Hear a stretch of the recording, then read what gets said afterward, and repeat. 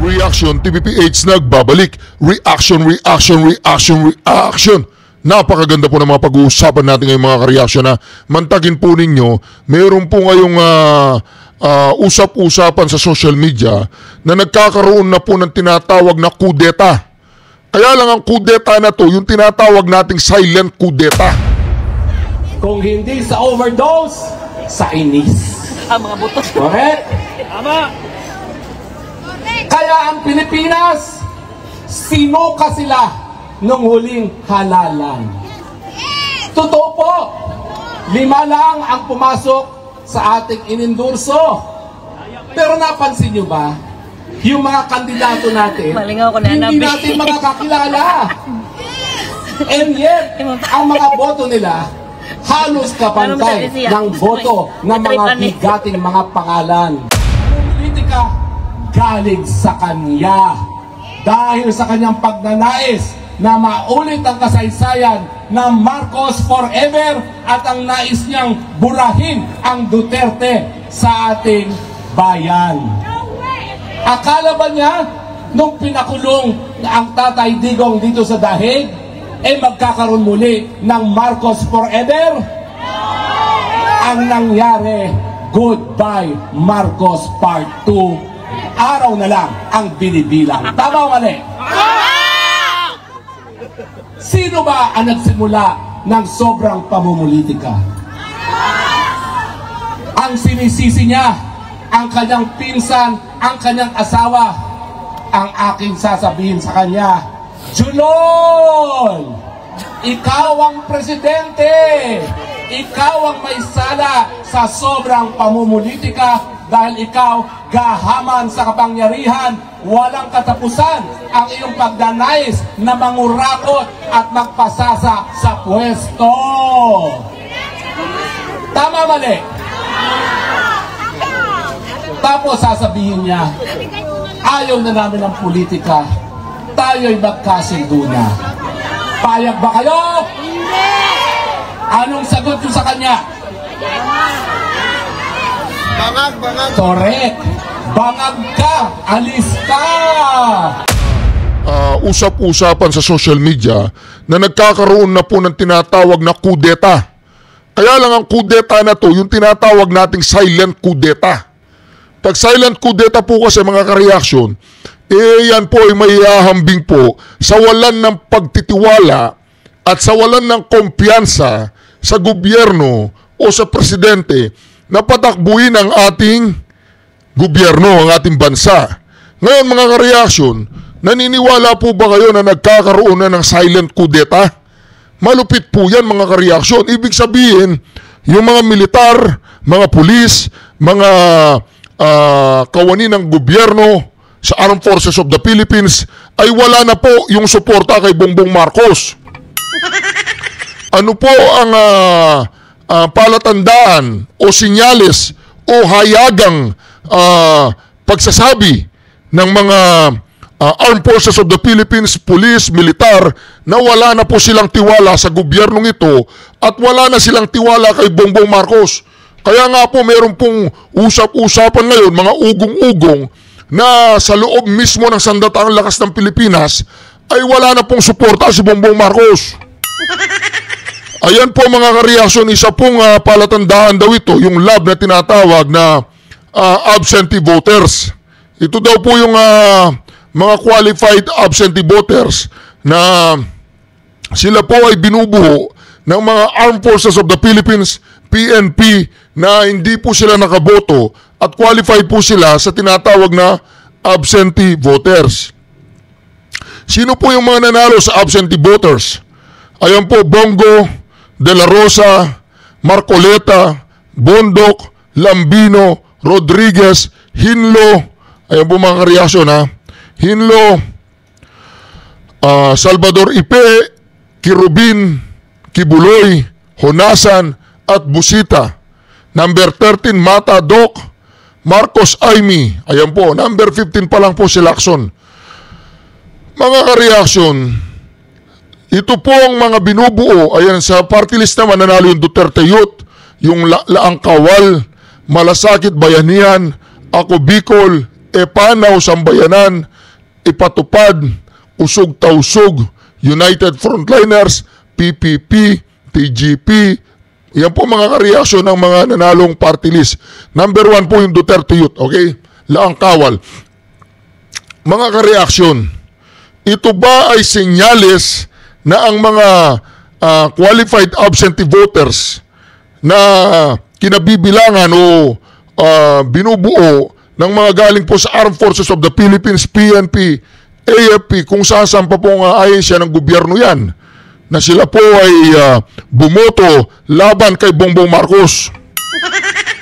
Kaya ngayon po mga kareaksyon, hindi ko alam kung totoo o hindi ang kumakalat ng mga komentaryo dyan sa comment section at sa social media na nagkakaroon na nga daw po ng tinatawag na na silent kudeta. Ang silent kudeta, sumusunod pa rin sila sa kanilang sinumpaang tungkulin, sumusunod pa rin sa nasasaad sa konstitusyon ang mga Armed Forces of the Philippines, ang mga PNP at mga miyembro ng Sandatahang Lakas ng Pilipinas, pero sa kanilang kibuturan po ba yun? Yung sa kanilang puso at isipan ay hindi na po nila suportado si Bongbong Marcos. Kaya lang, dahil sila nga ay nasa serbisyo, ay pinoprotektahan po nila kung anong sinasabi ng konstitusyon. Pero yung boto po nila, nakita po natin na ang suporta po ng Sandatahang Lakas ng Pilipinas, ng maraming mga pulis, yung nga po, yung mga absentee voters na yan, na ginabibilangan ng mga kawani ng gobyerno na galing sa Sandatahang Lakas ng Pilipinas, sa AFP, pulis, mga medical practitioner na nasa ating gobyerno, yan po mga kareaksyon ng kanilang sagot sa gobyernong Bongbong Marcos. Ayan, kaya mga kareaksyon, tama yung sinasabi ng mga eksperto na ayaw na po ng kudeta, ayaw na po ng people's power ng mga Sandatahang Lakas ng Pilipinas, ng mga pulis, ng mga sundalo. Ayaw na po nila ng people's power at ayaw na nila ng kudeta. Tama po yan, pabor po tayo dyan. Pero may mga nagsasabi, katulad po ni Sal Panelo, sinasabi niya na kapag nakita na ng Sandatahang Lakas ng Pilipinas, nakita na ng mga pulis, mga militar, mga anuman yan na may hawak ng armas, nakita na ang taong bayan na lumabas, magwelga, magmarcha upang patalsigin si Bongbong Marcos, wala di umanong magagawa ang mga Sandatahang Lakas ng Pilipinas, wala silang magagawa kung hindi suportahan ang taong bayan. Kaya dito mga kareaksyon, nakikita po natin dito kung totoo ang sinasabi ng boto ng mga LAV o Qualified Absentee Voters na nanggaling sa hanay ng Sandatahang Lakas ng Pilipinas, kapulisan, mga medical practitioner, engineer, whatever, na nanggaling po sa gobyerno natin, yan po ang sagot. Kaya naman, mga kareaksyon, hindi po ngayon ikaila ng presidente ni Bongbong Marcos, hindi niya maikaila ngayon na ang suporta ng taong bayan at suporta ng mga yung tinatawag natin dyan, silent kudeta ng Sandatahang Lakas ng Pilipinas, hindi maikakaila ni Bongbong Marcos na natataranta na po sila mga kareaksyon. Hindi na niya alam kung tatanggalin niya lahat ng kanyang gabinete at wala naman talaga siyang tatanggalin kung hindi si OSG, si Menardo Guevara, na hindi sumunod na ipagtanggol ang gobyerno laban sa pagpapadala sa Pangulong Duterte sa Dahig at tinayuan po ni Menardo Guevara na ang Pilipinas ay hindi na po sakop ng ICC. Napahiya po doon ang gobyerno ni Bongbong Marcos, napahiya ang DOJ, napahiya po si Remula. Ang sabi pa ni Remula parang nagalit yata siya kay OSG. Kaya naman po mga kareaksyon, si Menardo Guevara mga kareaksyon ay talagang inangahan po ng taong bayan. Inangaan po si Menardo Guevara sa desisyon niya na hindi ipagtanggol ang gobyerno sa pagpapadala sa Pangulong Duterte, bagkus tinayuan po ni Menardo Guevara na wala ng jurisdiksyon ang ICC sa ating gobyerno. Yan dapat ang huwaran o tularan ng mga kawani ng gobyerno. Kung ano sinasabi ng batas, kung anong nasa katuwiran, wala kang pakialam kung sinong masasagasahan. Kaya palakpak sa iyo, hats off at saludo po ang sambayan ng Pilipino sa ating Solicitor General na si Menardo Guevara. At hindi po natin masigurado sa oras na ito, meron pong dumarating na mga ugong-ugong o balita sa social media na talagang itong si Secretary or si Solicitor General Menardo Guevara ay talaga mga kareaksyon, umalis na. Hindi na po niya siguro makayanan ang katarantaduang gustong ipagawa sa kanya ng gobyernong Marcos Jr. Ano pa po ang ginawa niya? Ito pa ang ginawa ni yan. Ayan po mga kareaksyon. Siguro ito po ang hindi nagustuhan ni Bongbong Marcos. Pagkatapos lumaya, pagkatapos lumaya ni Saba, di umano sa pagkakabasura ng kanyang kaso, na may kinalaman sa pagtutulak ng ipinagbabawal na gamot dyan sa may pinagbabawal na pagtutulak. May kinalaman sa anong tawag dyan? May kinalaman sa drugs, mga kareaksyon. Ayan po ang sinasabi natin dyan. Ngayon, ayan na President Bongbong Marcos was clearly mistaken in appointing Guevara as Solicitor General, as he now appears to be in fact the Duterte sleeper agent out to sabotage the BBM administration that was always warned him about. Sabi pa ni De Lima, parehong nagsilbi si na De Lima at Guevara bilang kalihim ng Department of Justice. Kaya mga kareaksyon, parang dinidiktahan dito ni De Lima si Bongbong Marcos na sibakin, tanggalin, patalsikin si Menardo Guevara. Ngunit hindi po kaya ni Bongbong Marcos na harap-harapan na kanyang kukundinain si Menardo Guevara dahil nga po weak leader si Bongbong Marcos. Kinakailangan pa niyang ipadaan sa maraming mga kapamaraanan na hindi siya masyadong mapag-iinitan ni Menardo Guevara, na hindi maalata na pinapatalsik na siya ni Menardo Guevara.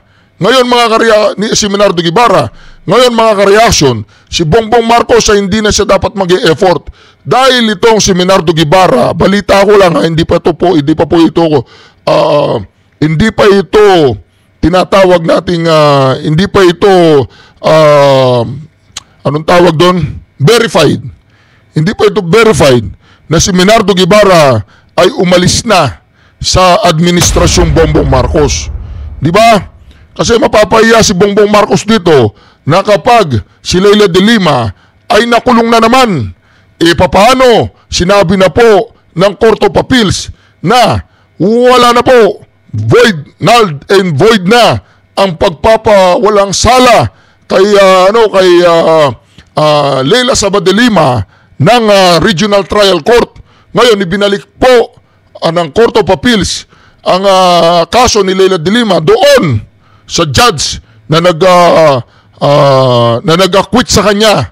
Sinabi po ng Court of Appeals, null and void ang pagkaka-absuelto kay Leila de Lima. Kaya mga kareaksyon, naniniwala po ba kayo na ang nangyayari po ngayon sa administrasyong Bongbong Marcos ay isang sinyales na itong si Bongbong Marcos ay talagang kontrolado ng mga makakaliwang grupo na katulad po ni Leila de Lima, ay kontrolado ng mga katulad ni Ontiveros, ay kontrolado ng mga katulad ni yung mga Makabayad Black. Di po ba mga kareaksyon? Kaya naman, itong si Leila de Lima, mag-enjoy ka na sa mga driver mo. Sabihin mo, ipasyal ka na nila ng ipasyal Dahil malapit-lapit na naman ng iyong pagbabakasyon sa 4 na sulok ng isang kwarto. Mahabang paglilitis na naman yan. Siguro, nainis si Minardo Guevara, kasama pa si Leila de Lima sa impeachment ni Sara Duterte, na isang akusado na may koneksyon sa pagbebenta o pagkokomersyo ng shabu dyan sa may Muntinlupa, di umano. Di po ba mga kareaksyon? Kaya naman dito mga kareaksyon, makikita po natin dito na itong si Bongbong Marcos ay nararanasan po niya ang silent coup d'etat. Ang silent coup d'etat ay isang sinyales o isang pagpapakita ng mga qualified absentee voters ng gobyerno na wala na kay Bongbong Marcos ang suporta ng mga absentee voters na miyembro ng Sandataang Lakas ng Pilipinas, PNP o kahit anumang ahensya ng gobyerno dahil walang nakalusot ni isang senatoriables niya sa top 12 dyan sa love or qualified absentee voters. Kaya mga ka-reaction, naniniwala po ba kayo na may nagaganap ng silent coup d'etat sa gobyerno po ni Bongbong Marcos? Naniniwala po ba kayo na wala nang suporta ang Sandataang Lakas ng Pilipinas kay Bongbong Marcos? Tanong lang po yan mga ka-reaction at mag-react po kayo sa comment section. Dako naman po tayo kay Panelo. Alam po ba ninyo si Panelo, hindi po siya, idol ko po ito by the way Attorney Panelo, hindi po siya sumunod doon sa Duterte ng Pangulong Duterte. Mantagin nyo yan, binoto daw niya si Ganire, binoto daw niya si Willie Revillame, binoto daw niya si Tolentino o sino-sino pang binoto niya na wala doon sa Duterte. Mga ka-reaction, ang mahirap pa, alam po ninyo si Panelo, hindi lang si BP Sara ang pinahiya niya sa hindi niya pagsuporta kay Amy Marcos. Hayagang pa niyang ipinahiya ni Panelo ang Pangulong Duterte sa hindi niya pagsunod sa Duterte. Para sinabi ni Panelo, wala akong pakialam sa iyo, Duterte. Basta't ako, 5 lang ang pipiliin ko sa mga kandidato mo. The rest, akong bahala dyan. Wala akong pakialam sa iyo, hindi ko susundin ang sinasabi mo. Unlike Harry Roque, nakikipaglaban siya doon sa dahig. Sumunod siya doon sa Duterte ng Pangulong Duterte at doon sa dalawa ni Sara Duterte, mga kareaksyon. Ngayon, heto pa po ang siste. Wala pang tigil na binabanatan ni Sal Panelo si Harry Roque. Kaya ito panawagan kay Sal Panelo Secretary Spoke Sal Panelo, bago pa mawalan ng respeto sa iyo ang mga Duterte supporters dahil ikaw mismo kinalaban mo yung sinasabi ng Pangulong Duterte na Duterte at hindi mo sinunod ang Duterte at binarubal mo pa si Sara Duterte sa pagsuporta niya kay Amy Marcos at ngayon, tigilan mo na si Harry Roque. Alam mo naman ang ginagawa ng administrasyong ito kay Harry Roque kung hindi pang gigipit. Kaya naman mga ka-reaction, itong si Panelo na idol ko, umayos ka sir, umayos ka. Dahil nawawalan ka na ng kredibilidad. Nawawalan ka na ng kredibilidad. Mismong supporter ng mga Duterte, binabanatan mo. Di ba? Binabanatan niya si Harry Roque. Pero dito mga ka-reaction, si Sal Panelo, bitter na bitter po yan dahil natalo siya noong nakarang eleksyon. Binoto ko nga yan Kaya lang hindi ko matanggap ngayon, mismong mga diehard supporters ni Pangulong Duterte ay binabanatan ng inayupang na matanda. Di po ba mga kareaksyon? Siyempre, kung babanatan ni Sal Panelo ang katulad ni Harry Roque, anong gagawin natin kay Sal Panelo? Di banatan natin. Di ba mga kareaksyon? Kung hindi mo matanggap yung Duterte at hayagang sinabi mo hindi mo susuportan yung Duterte, okay na sa amin yun Tapos hindi mo pa sinuporta si Amy Marcos, ipinahiya mo si Sara Duterte, okay pa rin sa amin yun. Alam mo, Attorney Panelo, ang hindi okay sa mga Duterte supporters ay binabanatan mo si Harry Roque na hayagan ang pagsuporta sa Pangulong Duterte. Di ba mga kareaksyon, yun ang ayaw natin kay Panelo. Hindi na Panelo, panalo ngayon eh. Panelo, talo, hindi namin alam kung ikaw ay Marcos supporter o Duterte supporter. Baka Marcos supporter ka, Panelo.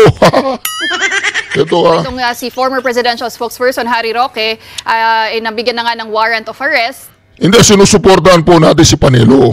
Kaya lang, sa puntong ito, kailangan natin siyang kundinahin. Kailangan natin siyang gisingin sa kanyang pagkabangungot sa sarili niyang interes. Kung may galit siya kay Harry Roque, personal, huwag niyang idadamay si Harry Roque. Huwag niyang idadamay si Harry Roque na dahil may galit kang personal, ay talagang linalaglag mo si Harry Roque. Huwag naman ganyan. Diba? Huwag naman ganyan, Panelo. Itong si former presidential spokesperson Harry Roque, nabigyan na nga ng warrant of arrest and he could be also under red notice ng Interpol. Kilala nyo na po ba si Attorney Harry Roque, Attorney Sal? Because previously you said hindi nyo po siya kilala. And what advice would you also give Attorney Harry Roque? Umuwi na siya. Alam mo, ang problema kasi meron kang warrant of arrest.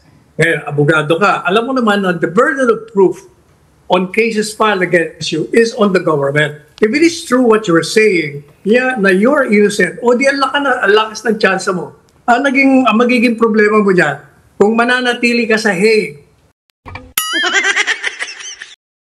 Di ba, hindi po natin alam kung si Panelo ay Marcos supporter o Duterte supporter. Kaya nga nagtataka ako kay Panelo, hindi pa pumupunta ng dahig di ba? Hindi pa niya pinapasyala si Pangulo Duterte. Una, hindi niya sinuportahan yung Duterte. Nire-respeto natin siya doon. Pangalawa, hindi rin niya sinuportahan si Sara Duterte. Hindi na niya sinuportahan ng Pangulong Duterte sa panawagan niyang Duterte. Sasabihin niya, kaibigan niya si Pangulong Duterte. Hindi pa niya sinuportahan si Sara Duterte kay Camille Villar, tsaka kay Amy Marcos, o kay Amy Marcos na lang. Harap-harapan yan, Panelo. Pinapaiya mo yung mag-ama. Ngayon, isang Harry Roque, binabanatan mo, Panelo naman. Ano ba talagang galit mo kay Harry Roque? Di ba, buti pa si Harry Roque, may agbols eh. Di ba, ito, pakinggan po natin. Meron pa bang transparency? Wala. Trinaydor mo ba ang tiwala ng taong bayan? Oo. Kaya itong mga commissioner ng COMELEC ngayon, mga traidor kayo at dapat kayong ma-impeach.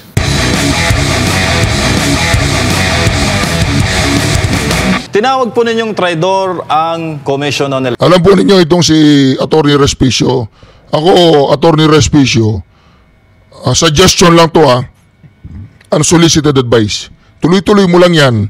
Pero dapat tuloy-tuloy mo yan. Sumuporta ka kay Sara Duterte. Para sa susunod, takbo ka na senador. Para mapahiya ang ang mga taong yan. Next election, takbo ka senador, mananalo ka. Elections, particularly po ang chairman. So bagay, attorney naman to, lawyer to di ba? Magaling yan. Kaya niyang balik-baliktar ng batas. Bakit po niyo nasabi yun, sir? Madiin po yung inyong mga pahayag. Taksil, in other words. Bakit niyo nasabi yun, attorney? Traidor ng tiwala ng taong bayan. Sabi, traidor, taksil. Yun. Sige, sir. Dahil yun ang grounds natin para impeach ang mga taong ito. Sa ating konstitusyon, isang paraan lamang para mapanagot ang mga commissioner sa kanilang mga katiwalian. At yan ay through impeachment. So anong grounds ang pwede natin gawin para ma-impeach sila? Ang galing po, gusto ko po siya magsalita. Gusto ko magsalita si Atty. Respicio. Ganyan talaga yan. Mag-resign ka na, Bongbong Marcos, di ba? Hindi po, yan po ang kino-comment nila sa comment section. Ako, ayaw kitang mag-resign. Gusto ko umabot ka ng 50 years sa pagka-presidente mo dyan. Tingnan natin kung aabot ka 3 taon. Betrayal of public trust. Sa Tagalog, pagtatraidor ng tiwala ng taong bayan. Paano nila trinaydor ang tiwala ng taong bayan? 2 paraan. Ang sabi ng batas, dapat ilabas mo yung source code audit report maraming buwan bago mag-eleksyon. Dahil ang taong bayan ay nagtitiwala sa iyo na ipapakita mo sa kanila na ang ating election process ay maayos. Pero ano ang ginawa mo? Itinago mo ng ilang buwan at inilabas mo lang 2 araw bago mag-eleksyon. Ano pa ang ginawa mo? Yung linagay mo sa makina version 3.5. Yung na-review version 3.4. Pagtatraidor ba yon o hindi? Niloko ninyo ang taong bayan. Pangalawa, ang sabi ng batas, dapat yung mga automated counting machines, direktang magpapadala ng data papunta sa COMELEC servers at sa mga transparency servers. Required yan ng batas at mga rules. Bakit ganun ang requirement ng batas? Para kapag magsesend ng data sa COMELEC, kapag manloloko ang COMELEC ng data, syempre mahuhuli ka agad ng mga transparency server. Pero ano ang ginawa ng COMELEC? Ang ginawa nila, bago magpadala pala papunta doon sa mga transparency server, naglagay sila ng data center 3 sa gitna. Ang prinogram nila sa mga automated counting machines, yung mga ipapadala sa mga transparency server, isushoot muna nila doon sa data center 3. So ano na ang mangyayari? Kapag nagpapadala na tuloy yung automated counting machines papunta sa mga COMELEC servers, syempre, pwede nang baguhin ng COMELEC ang mga data na ilalabas nila sa kanilang mga server. And syempre, since hawak nila yung data center 3, pwede na rin nilang i-manipulate yung data na yon para mag-match sa posibleng dinaya nilang data doon sa COMELEC server. Meron pa bang transparency? Wala. Trinaydor mo ba ang tiwala ng taong bayan? Oo. Kaya itong mga commissioner ng COMELEC ngayon, mga traidor kayo at dapat kayong ma-impeach. Sir, batay sa batas, gaano po kabigat ang right to suffrage nating mga Pilipino bilang isang demokratikong bansa? Iyon ang pinakamahalaga sa lahat. Pinakamakapangyarihan kahit na sino mang appointed na civil servant sa ating bansa. Tandaan po natin, once every 3 years lang tayong nagluluklok ng ating mga national officials, elective officials sa ating bansa. Ito lang yung panahon na naririnig ang boses ng tao ng direkta. Yun nga ang direct translation ng democracy. Ngayon lang natin na-exercise. Yun ang pinakamalakas na kapangyarihan. Yun pa ang binuwag ng mga commissioner ng COMELEC. Nagmamagaling sila, mas magaling pa sila sa taong bayan. Akala nila sila ang Diyos ng Pilipinas. Sir, nakakarating po ba sa inyo yung panawagan ng taong bayan ng manual recount? At ano po ang epekto niyan kapag iyan ay pagbigyan mismo ng Commission on Elections? Dahil mula Luzon, Visayas, Mindanao, marami nagko-comment lalo na overseas Filipino workers. Ang konti po ng voter turnout sa nagdaang pong eleksyon dahil nga bawas yung kanilang tiwala sa nagdaang electoral process. O sige, gawin natin yan. Kung gusto nyo ng manual recount, gawin natin. Pero ang katotohanan kasi niyan, hanggat maaari, kapag nag-audit ka talaga ng information systems, hindi mo dapat titignan yung mga post-correcting procedures o ma-verify na wala talagang nangyari sa bagay na natapos na. Kaya nga kapag nag-audit ka, i-audit mo siya ng live as they are carrying out yung computer processes para kapag meron silang maling ginawa, makakapagbigay ka ng opinion about sa reliability ng information na inilabas ng computer system. Hindi dapat siya solusyon sa huli, kundi prevention habang ginagawa. Kasi pagkatapos ng computer process, marami ka nang pwedeng doktorin pagkatapos. Marami ng mga factors na pwedeng gawin. Pwede na nilang baguhin yung mga balota, pwede nilang itago yung mga ballot boxes, pwede na nilang gumawa ng palusot para hindi magawa lahat ng mga bagay-bagay na yan. Tulad ng walang budget, walang manpower, wala tayong resources para gawin yan. Hindi natin magagawa ang lahat ng bagay-bagay na yan. Kaya nga, sinasabi ko ngayon pa lang, since bagsak na ang COMELEC sa lahat ng kanilang procedure before and during the election process, bagsak na talaga sila dito sa election process na ito, bagsak sa credibility ang resulta ng ating election. Bago lang si Partner Admar, Sir, isa rin po sa mga pinagdududa po ng ating taong bayan, yung issue po ng overvotes. Ang dami. Anong masasabi mo doon, sir? Milyon din po ang overvotes.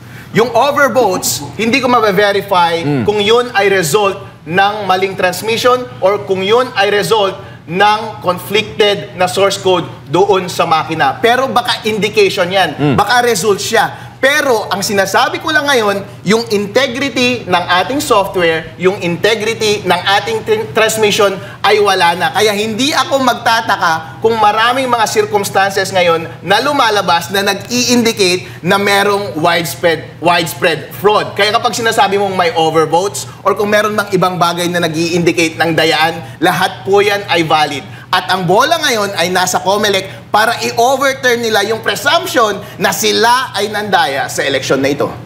Attorney, balikan ko lang yung sinasabi nyo pong Data Center 3 na wala pala sa COMELEC Resolution 10098 or yung operation procedure. Kumbaga, ang nasa operation procedure pala, once na binoto na, pinindot na yung start transmission, sabay-sabay sila dapat doon sa COMELEC na server, pati yung sa, nabanggit nyo po, yung sa mga Citizen Arms, mga PPCRV, NAMFREL, pati sa media, dapat sabay-sabay para may transparency na may kumpara mo yung resulta na natanggap nitong bawat isa na ito. So, ang nangyari pala, dumaan pa pala muna sa Data Server 3 bago siya binigay doon sa PPCRV, NAMFREL, media at iba pa. Wala talaga doon sa batas at rules yung Data Center 3 kasi nga illegal. Kasi nga against siya sa principle ng transparency. Ang transparency po, ibig sabihin, dapat lahat tayo sabay-sabay, independently makakuha ng impormasyon. Para kapag nagsinungaling ang isa sa atin, yung dalawa, mahuhuli ako. Kaso nga lang, kung binilungan mo ako ng una, pero kinokontrol ko rin yung impormasyon na daraan sa inyo, malamang lolokohin ko na rin yung impormasyon na darating sa inyo. Kaya kapag gusto kong lokohin ang impormasyon na dumating sa akin, kaya kong gawin yon dahil in-intercept ko sa gitna yung dumaan na impormasyon papunta sa mga transparent parties. Mayroon ding napansin yung mga citizens sa armed group itong delay, pagka-delay din ng nasa 2 oras. So ito yung nakikita nyo na may minaniobra pa muna doon sa Data Center 3 bago na naibigay kasi 2 oras daw Parang hindi daw ganito sa mga nakalipas. Kasi nga, sabay-sabay, kung na-transmit na ito mula mismo doon sa ACM, sabay-sabay na dapat silang nakakatanggap. Pero sinasabi dito sa report ng NAMFREL, 2 oras ang delay.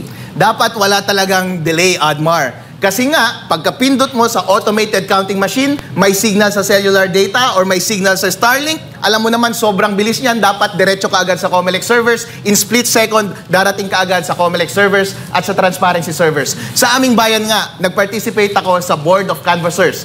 Mag-manual upload kami doon kasi 2 makina ay offline nung gabing iyon. So, kailangan namin kunin yung USB para dalhin doon sa proceedings namin at i-upload namin mismo. Nakita ko yung pag-upload. Alam nyo po ba kung gaano kalaki lang pala yung file na i-upload sa mga server? 76 kilobytes. Napakaliit. Itanong po ninyo, gaano kabilis ang average mobile data sa Pilipinas? 35 megabytes per second. So, gaano kabilis dapat yung transmission? Less than 1 second. Pero gaano katagal nag-transmit yung manual transmission na yon? Umabot ng minuto. Gaano katagal nag-transmit yung mga papunta sa mga transparency server? Umabot ng ilang oras. Attorney Harold Respicio, meron bang maling nangyari? Posibleng merong may maling nangyari. Bakit? Dahil hindi yan problema ng laptop. Hindi yan problema ng automated counting machine, hindi yan problema ng cable, hindi yan problema ng mga processing ng mga servers, hindi yan problema ng storage capacity ng mga servers dahil ang mga ginagamit nating teknolohiya ngayon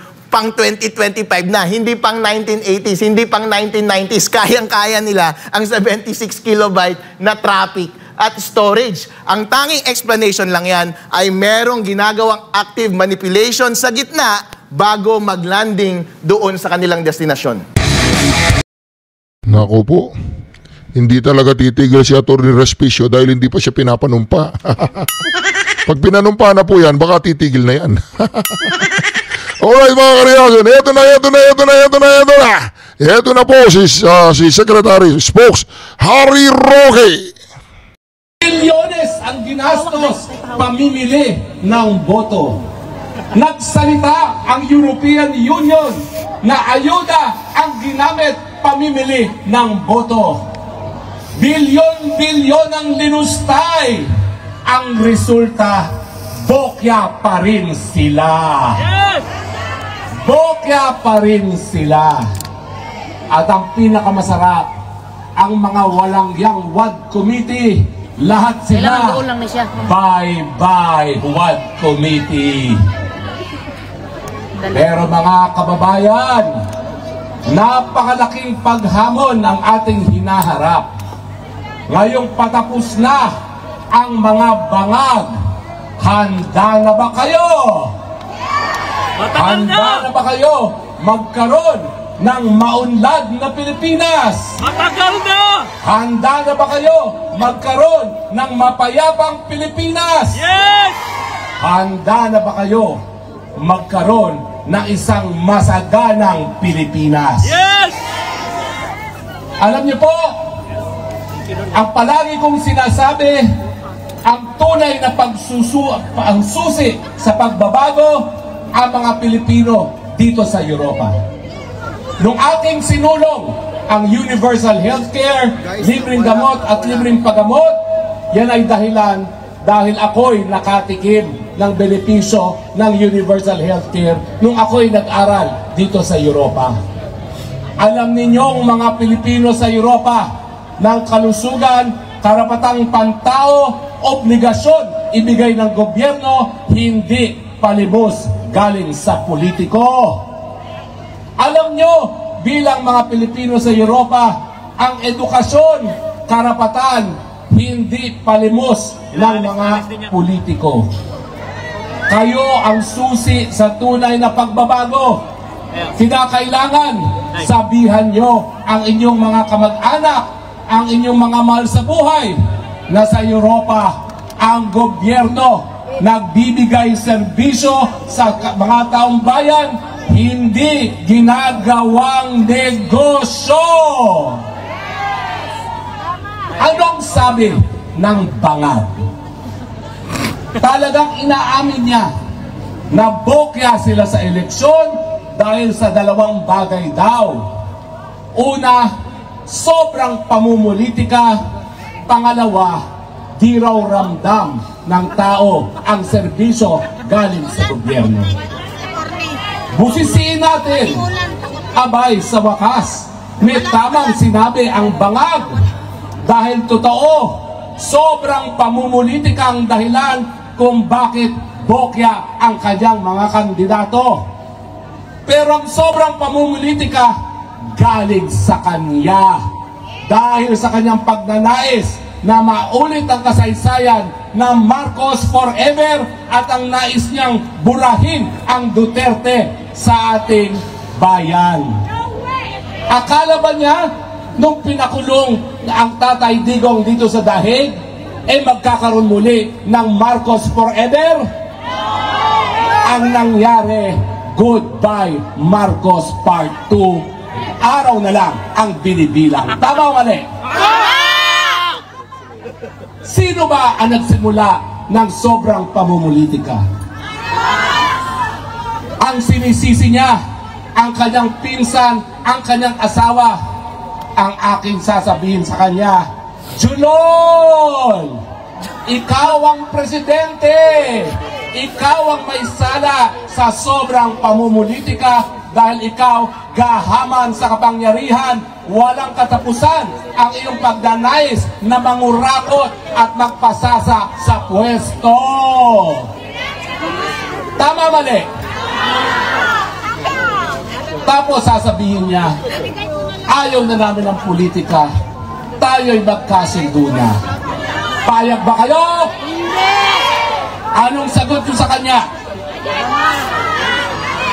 Bangag, bangag. Correct. Bangag ka, alis ka. Yan ang walang takot na kasagutan ng mga Pilipino dito sa Europa. Bangag. Dito sa Europa, merong tunay na demokrasya. Bangag. Dito sa Europa, hindi mo sila masusupin. Kaya ang sagot, bangag ka, alis ka. Sayaw na naroon. Ma'am, maya-maya magsalita ka rito, ang galing ko, mambuska.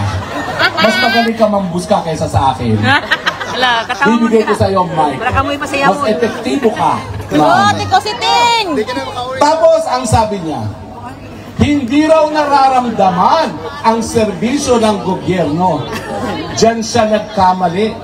Kasi ang akala niya, merong serbisyo. Ang katotohanan, walang nararamdamang serbisyo kasi walang serbisyong binibigay. Mantakin nyo, pinagyabang 5,500 flood projects. Anong nangyari nung nag-ulan? Naging lawa ang buong Pilipinas.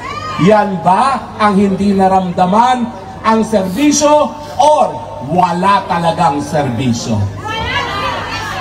Meron ba wala? Yan ang katotohanan. Walang serbisyo. Pwede ba lahat kayo umuwi at lahat kayo mambuska gaya ng ginagawa nyo ngayon? Nang sa ganon, mawala na ang mga bangag. Baka sa'yo, mandyo ka rin ba? Kapit na. Yan ang katotohanan. Walang nararamdamang serbisyo, wala ka naman kasing ginagawa. Palagi kang high. And yet, ang sabi niya, ang solusyon, pag-resignin ang mga gabinete. Okay, nagipatong nila. Bakit gabinete? Sino ang dapat mag-resign? Sino ang dapat mag-resign? Kung ano ang puno, siya rin ang bunga. Kung palpak ang mga bungang kabinete dahil palpak ang puno ng bangag. Akala ba niya magbabago ang Pilipinas kung bago ang gabinete pero wala pa rin sa tamang pag-iisip ang presidente? Wale. Kali ka nga, bakit ka na rito? Tayong dalawa na rito? Ano ang pangalan mo? Ibang klase. Ha? Taga saan ka? Luxembourg! Luxembourg! Wow! Napakaganda ng Luxembourg. Hindi pa ako nakakarating dyan. Pwede niyo akong kidnapin papunta ng Luxembourg. Okay? 4 na oras, ha? Oo. At anong papakain mo sa akin? Maraming papakain sa akin. So, ang katotohanan, kahit sino pang italaga niya bilang gabinete, kahit anong ginawa ni Ante Claire, kahit anong pagsisinungaling, wala pa rin serbisyong makukuha, mararamdaman dahil walang serbisyong ibinibigay. Bakit walang serbisyo? Ako po, galing ng Kongreso, nung minsan. Party list. Wala akong kontroladong kontratista, wala akong kontroladong district engineer, walang kita sa infra. Pero noong mga panahon na yon, ang sabi ng aking mga kaklase sa Kongreso, ang kupit nila, 5% sa building, 10% sa kalye. Kaya, para lumaki ang kupit, dinadamihan nila ang proyekto. Bulok na sistema, pero at least may makikita kang proyekto. Dahil kung walang proyekto, walang kupit. Ngayon, anong nangyari sa ilalim ng mga bangag? Abay, ang kalye ngayon, 45%. Ang building, 55%. Oh my ano God. lang natira para sa proyekto? 0%. Nagtataka pa ba kayo na ang mga tulay gumuguho? Nagtataka pa ba kayo hindi ramdam ng taong serbisyo dahil wala ngang serbisyong binibigay? Tama! Lahat corruption ang sabi ng aking number 1 buskador. Yes! Madam Buscador, I am now declaring you as Madam Buscador of Europe. Mami Kusiting, mabuhay! Maya, paakating kita rito. No. Sasayaw tayo na Bangag. lahat tayo, ha? Alam niyo kung bakit? Ang balita ko, si Liza Tanas, nagngingit-ngit sa galit. Every time isasayaw natin yan, lalo na yung butot. Akala naman niya, palibasa, sinampahan ako ng non-bailable na kaso na walang katuturan. Akala niya, titigil na tayo sa bangag. Nagkamali siya dahil talaga papatuloy natin yan hanggang mamatay sila sa inis. Kung hindi sa overdose, sa inis. Mga buto. Correct? Tama! Kaya ang Pilipinas, sinuka sila nung huling halalan. Totoo po, 5 lang ang pumasok sa ating inendorso. Pero napansin nyo ba, yung mga kandidato natin, hindi natin makakakilala. And yet, ang mga boto nila, halos kapantay ng boto ng mga bigating mga pangalan. Yan ang pruweba na ang taong bayan nagdesisyon. Ang mga taong inendorso lamang ni Tatay Digong ang karapat-dapat. At maraming salamat Pilipinas at lahat ng mga Pilipino sa buong daigdig. Kaya ngayon, tayo nagtitipon-tipon at nagdiriwang dahil simula na ang kanilang katapusan. Bye-bye soon, mga vanga. Ay, salamat din na butod. So ang tanong ko sa inyo, Bakit kayo na, ha? sino pa rin ang pinakamagaling na presidente ng Pilipinas sa kasaysayan? Duterte! Duterte! Duterte! Ano ang panawagan ng mga Pilipino sa Europa?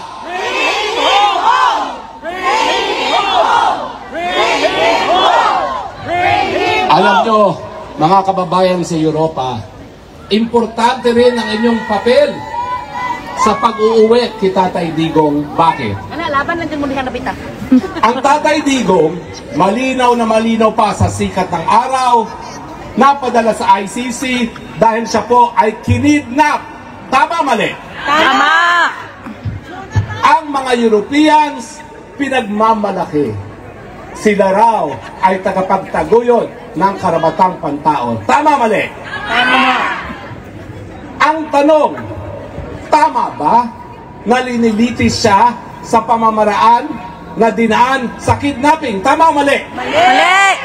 Hindi! Bakit nananahimik ang gobyerno ng Netherlands na siyang nagpakulong, nagkukulong at nagbabantay kay Tatay Digong? Akala ko ba ang Netherlands ay kampiyon ng karapatang pantao? Shout out, Bakit Tulanga pinapayagan Chan. nilang ikulong sa kanilang teritoryo, bantayan ng kanilang mga gwardya, ikulong sa kanilang kulungan ang tao na nakidnap? Tama ba yan o mali? Kaya kailangan magsalita kayo, mga Pilipino sa Europa. Karapatan ninyo bilang Europeans na tawaging pansin ng inyong gobyerno sa malaking pagkakamali, sa malaking paglabag sa karapatang pantao ni Tatay Digong. At kapag hindi sila makinig, baka mamaya mag-single voting din ang mga Pilipino at magkaroon ng bagong gobyerno ang iba't ibang bansa ng Europa. Tama hindi? Tama! Hindi na po magtatagal. Meron na tayong Duterte Park. Meron tayong Duterte Forest. Meron tayong Duterte Street. Maya-maya, magkakaroon na tayo ng Kingdom of Duterte. Diba? At ang European Union, magkakaroon na ng bagong pangalan, Duterte Union. Bakit? Kapag ba tumigil sa trabaho ang mga Pilipino sa Europa, mabubuhay ba sila? Sino mag-aalaga sa kanilang mga matatanda? Sino mag-aalaga sa kanilang mga pamamahay? Sino mag-aalaga sa kanilang mga anak? Sino magtuturo sa kanilang mga anak? Sino magdi-deliver at magpapatakbo ng kanilang mga truck? Uber. Wala. Huwag nilang subukan ng mga Pilipino. Dapat ang mga European walk the talk. Kung kayo talaga ay para sa karapatang pantao, dapat respetuhin ang karapatang pantao ni Tatay Digong. Tama o mali? Tama! Nako, sinisenya sa dako. Masyado na raw akong matagal. Mukha na raw akong Fidel Castro. Gusto niyo pa ba? Yes! Gusto niyo pa ba ng buska? Yes! Well, halika na, Madam Buscador. Halika rito! Hindi pa pwede tayong dalawa mag-ano rito. Magtatandem. Tagiya! Tagiya! Madam Buscador Yay! from Luxembourg. Palakpakan natin! Yay! akala mo hindi kita tatawagin, ha? Akala mo, ha? O yan. Halika na, huwag ka na muna maghumad. Nako, may asawa na po ako, huwag ka maghumad. Bumalik ko. Ayan. Habang naguhubad ang ating Madam Buscador, papunta sa entablado. Ayan. Nadiri, nadiri. Madam, bilib na bilib talaga ako sa iyo. Ang hanghang na iyong mga buska. Mag-ingat ka. Baka tulamin ka. Wala na po hindi sa trabaho? panas Wala. at madulas. Restart lagi dito, no? Tulamin daw tayo ni Bakwak. Madam Buscadera, ano pong pangalan? Bahala na lang ko pasala na. Alam sa buto. From Luxembourg. I am from also in Cebu City.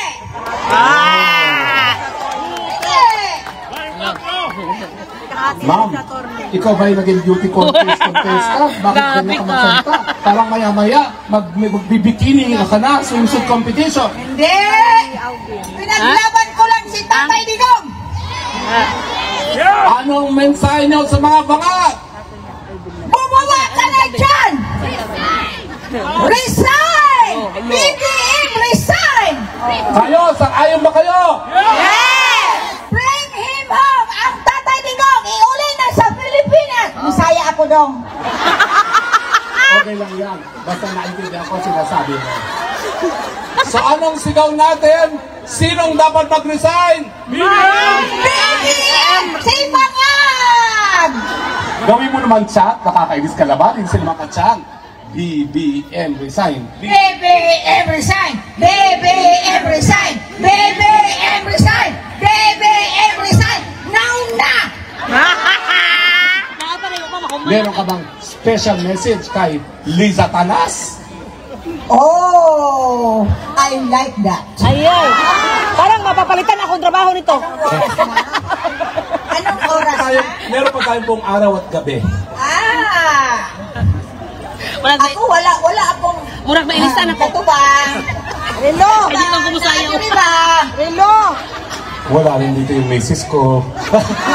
Aroy. Nindot tayong tanahon! Pindot ko no kayo. Na, mula ka ba na? Buto! Ano mensahe mo kay Liza Tanas? Ay! Madam! Madam Lisa! Hay nako! Ikaw man ang... Bisaya ko do? Ako mo? Okay na, ako ng Tagalog. Wala man akong Tagalog. Bisaya lang ha? Oh, sige. Halo-halo kini ha? Halo-halo. Dalaon ta naman na torni, nabaktoyo naman na. Ang akong mensahe ni mo, Madam Lisa, Bisaya man di ay. ang butong na pa ba kakaroon sa Manila sa Pilipinas? Papauli. Wag man na, naawa na siya diha. Oh, ay dili man na siya pwede mulakaw. Layo kay naawa ko. Nabaya. Oh, ang akong mensahe. Ang butong kinsay atong presidente. Ha? Kusog-kusog ba? Sa torni dalawa. Ang atong presidente sigurado? Ay, inyo na lang nato silang duha. Silang duha. Ang presidente. Ang babae, ang nagmuestra. Ang tagasunod, ang correct. Akala mo, di ako marunong mag-Bisaya. Akala mo, mabebenta mo ako, ha? Sunod-sunuran daw ang presidente. Tama, mali? Sino may kasalanan? Diba? Anyway, di na po ako magtatagal. Maraming salamat po sa inyong patuloy na suporta kay Tatay Digong. Yung kapatuloy niyong suporta ang nagbibigay buhay sa kanya habang siya ay nakakulong. Kung wala po kayo, wala na rin siguro siyang pag-asa. Maraming salamat po sa inyong lahat. Sayaw muna, sayaw! At bilang pagwawakas, kinakailangan buskahin natin sila. Meron ba kayong tugtog niyan nung bangag-bangag-bangag?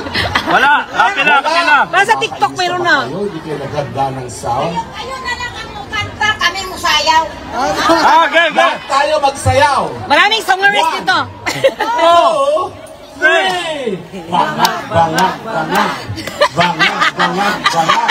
Bangat, bangat, bangat. Giwi, giwi, giwi.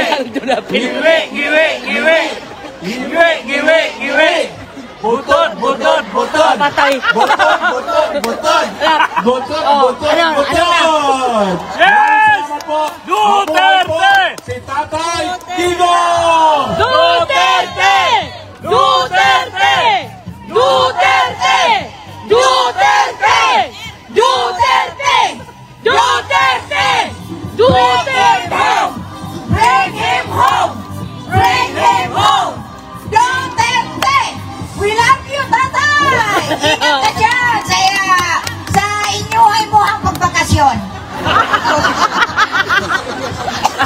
Hindi na sa tapos, oy. Alright, that's Attorney Roque and Ma'am from Luxembourg. Ito yun, di ba? Finish tayo. So Finish mo na sandali.